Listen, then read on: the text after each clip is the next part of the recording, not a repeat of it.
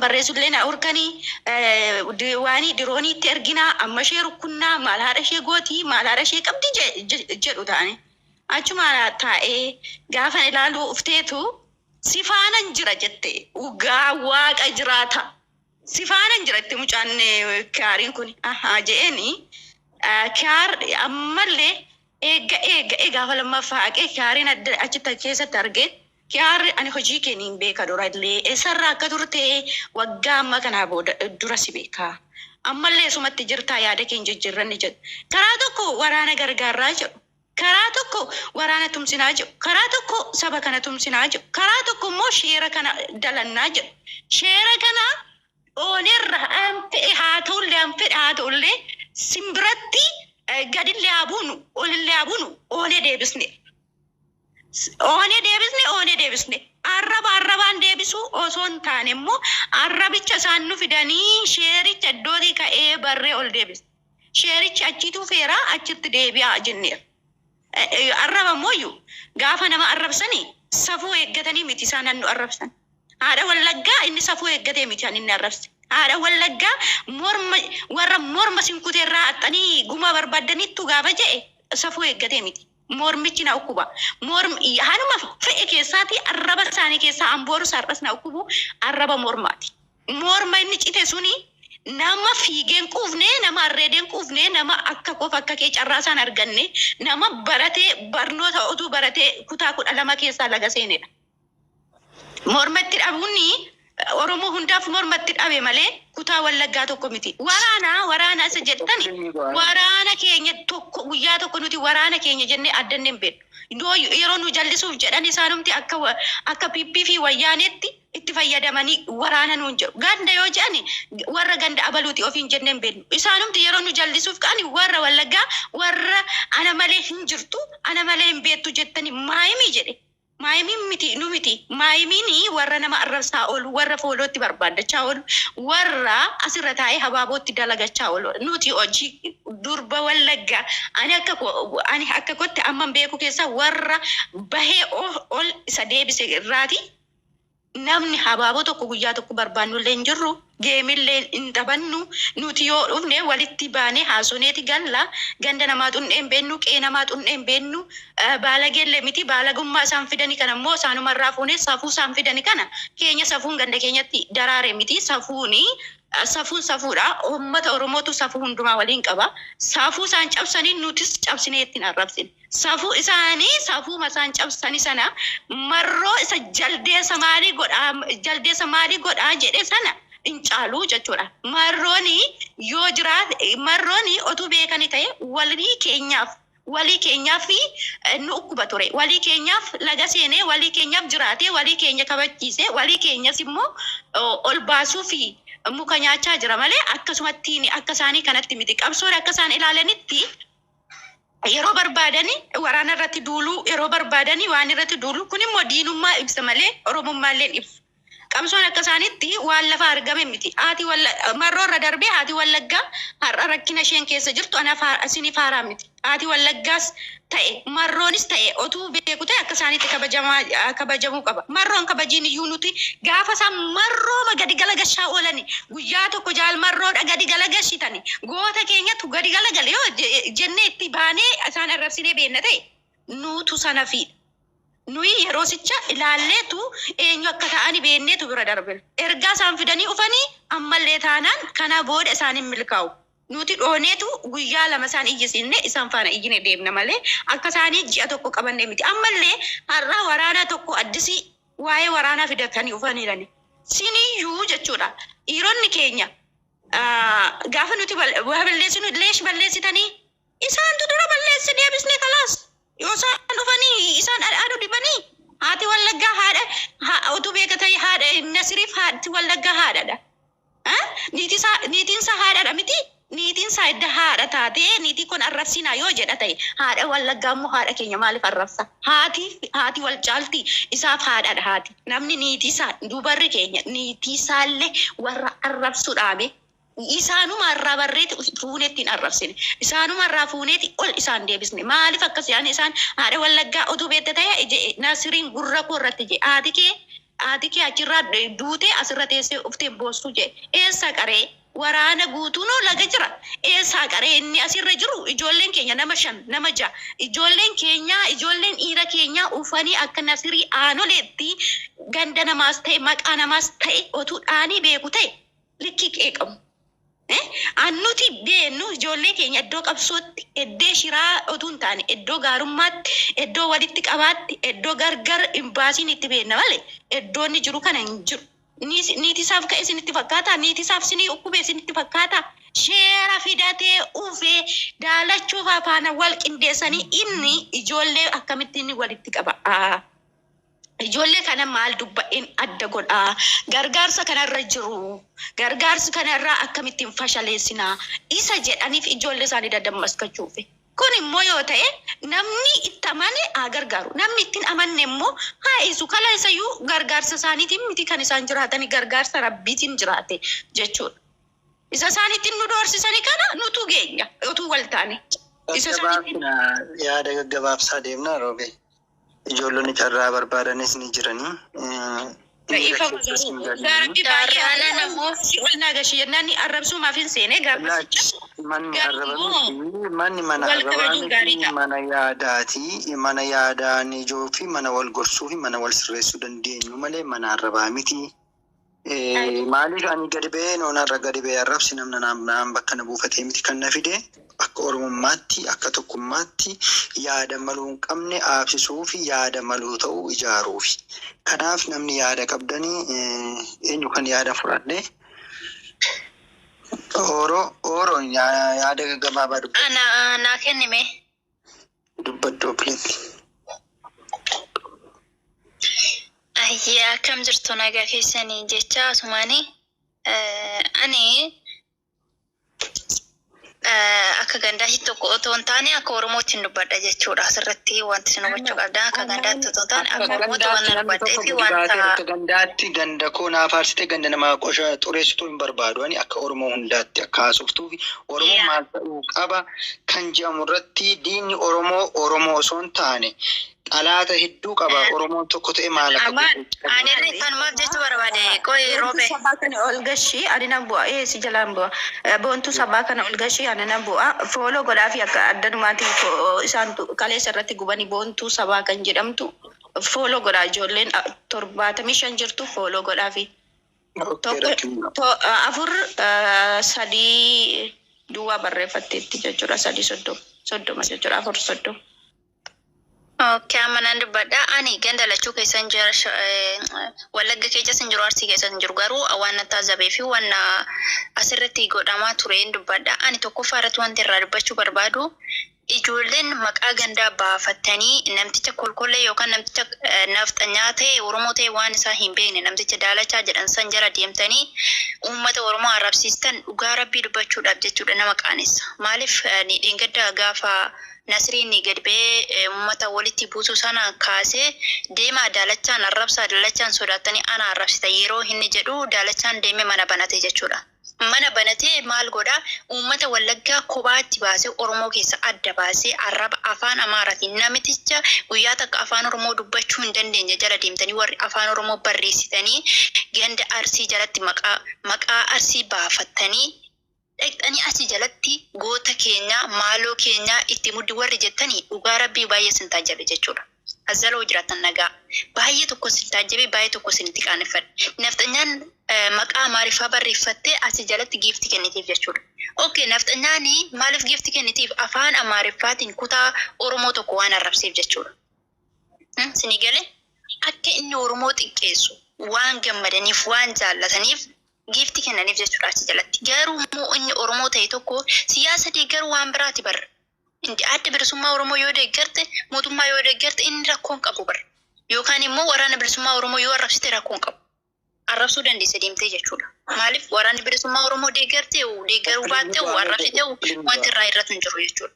Garuu immoo ganda kutaa tokko jechuudha Oromoo irraa adda baasti yeroo ati akkasitti arrabsitu diina wajjin ta'e yeroo ati akkasitti arrabsite Oromoon tokko immoo dhaqee jalatti goota keenya jedhuuni kun sheemii guddaa nama qaanessa jechuudha. Ijoolleen keenya ijoolleen ganda Arsii taatanii dhugaa rabbii waan kanarraa odoo qusattanii baay'ee tokko natti tola jechuudha. Baay'ee tokko nama taasisee jechuudha. Kanaafiyyuu kanarraa saddaa warri immoo maqaa gandaa baattanii nama arrabsitanii dhaabaa. Maaliif namni maqaa keessa sana laalee dhufee ganda namaa arrabsa jechuudha. Ani maqaan kiyya duraan gandaan jira garuu amma fakkeenyaaf ani koomenti tokko dhaqee yoon dhaqee barreesse dhufanii ganda kee arrabsu. Kuni ta'uu hin qabu. Ta'uu hin qabu.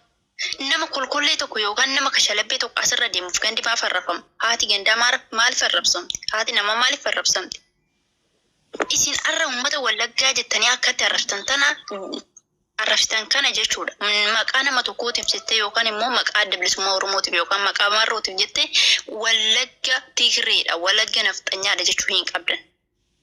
Siyaasa deeggaruu waan biraa, ganda addatti arrabsuu waan biraa. Dhugaa rabbi waa'een Oromoo kun nama ajaa'ibaa jechuudhaan baay'ee samoona kana waa baay'ee taasifaa turre jechuudha. Kanaafiyyuu adda bilisummaa Oromoo yoo ta'e, Marroo yoo ta'e, Wallaggatti hin galchinaa. Nuundi keenya yoo hin deeggara, Oromoo kutaa 11tu deeggara. Yoo maal jettanii Wallaggaa yoo loltan yookaan immoo nama Wallaggaa tokkoon yoo olitti buutanii Marroo maaltu gaddeebisuu fide? Ganda Wallaggaa arrabsuu maaltu fide? Kana baraan gaafii namatti ta'u jechuudha. Ijoollee Wallaggaatis immoo maqaa Wallaggaa baatanii namni waan hin taane keessa waan hin taane jedhu faatu jira jechuudha. Nama Nadhii Gammadaa fa'aa arrabsutu jira jechuudha. Kuni ta'uu hin qabu. Nama siidaa aanoleeti yookaan arma muraadhaaf ganda Arsii arrabsutu jira jechuudha. Isaan immoo deebi'anii maal godhu warra fannoo morma isinirraa murte jedhanii deebisuuf jechuudha. Kuni dhugaa rabbii jechuudha. Uummata Oromoo wal nyaachisu walitti buusuudha malee gootummaa tokko hin qabu. Kuni qaaniidha. Maalloon jedhu warri afaan biraa nu dhagaan kun jechuudha. Kanaafuu kanarraa utuu sirriitti qusattani. Yoo nama arrabsitani ganda arrabsuu isaa. Yoo wajjibbuu waraana bilisummaa Oromoo irraa qabda waraanuma bilisummaa Oromoo arrabsaa malee ganda Wallaggaa hin arrabsinaa. Waraanni bilisummaa Oromoo balkaan Oromoo.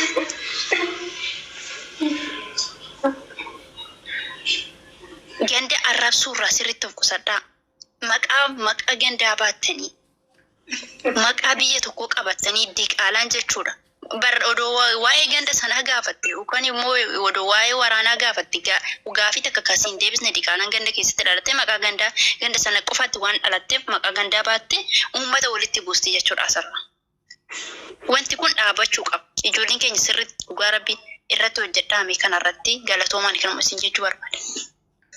Galatooma telebireetti keenya maamii qoyeni yeroo lama deebite carraan arganne gaafii fi yaada carraan siif kenne dubbadhume gaggabaabsiiti ijoollonni yaada qabanni jiranii. Okay, ani gaafii xiqqishoo godhan qaba. Baay'ees qaaquun jaalladhu dhugaa. Gaafiin koo xiqqishoo itti garuu waan irraa ka'e sin beeku dhugaa Nasriin waan balleessa sin beeku garuu hanga argetti viidiyoo mummurame natti fakkaata. Yeroo Nasriin balleesse maal gochuu Jawaariin gaggalabatanii harka muraanolee gaggalabatanii ijoolleen keessan arrabsan. Maaliif kun ta'e ani gaafii kan ta'u sijjammaru ijoollee Oromoo baay'ee nan tasmammaanii waan akka taasisan beeku miknaatu inti hin qaban.